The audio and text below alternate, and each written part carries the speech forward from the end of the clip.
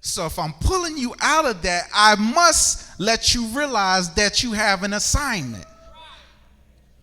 Because there's no way I'm going to pull you out of something and just leave you there. And what happens is church gets stuck because they get free, but they don't get delivered.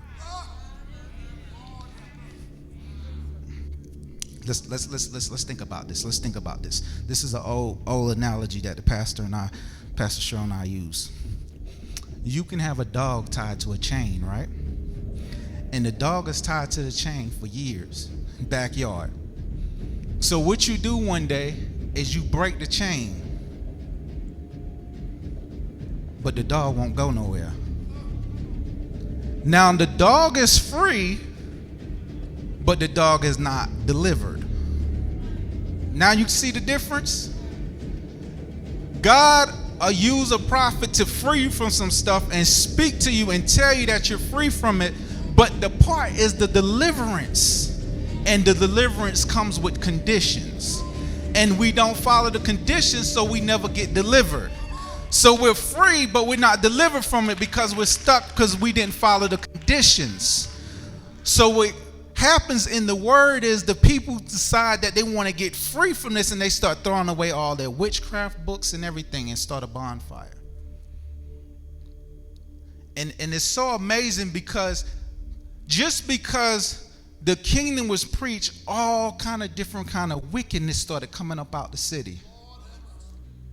If nothing is happening, there's no exposure, there's no hell happening, something's not right. Soon as Pastor and I said we're going to get under Apostle William T. Ford, it's like he opened the key to hell, said, all right, come in, you come in, and bring all your legions with you.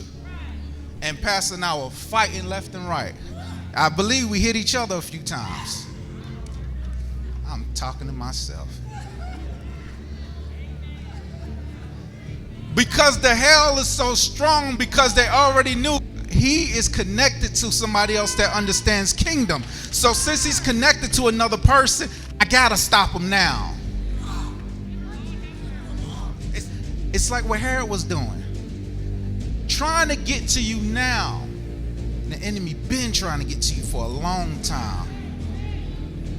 And you always thought that you had to be by yourself, and you always wonder why nobody didn't like you. You always wonder why you was in so much isolation. You always wonder why you looked the way you look.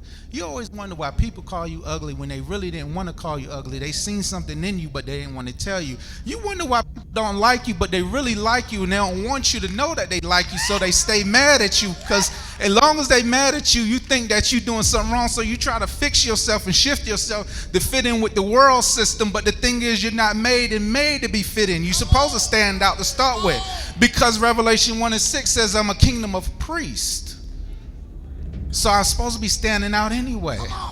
So I must look different, because if I look like everybody else, you won't receive what I have to say. So in the spirit, I'm bigger than this. I'm stronger than this. I'm more abrasive. But in the flesh, I have to realize who I am, because sometimes the wrong me will come up. That Romans 7:15, the things I want to do, I don't do, but it's evil all around me. The wrong me will come up. And when the wrong me will come up, it's people around me watching me be like, wow, I didn't think he would do that. I did, because I know there's no good thing in this flesh.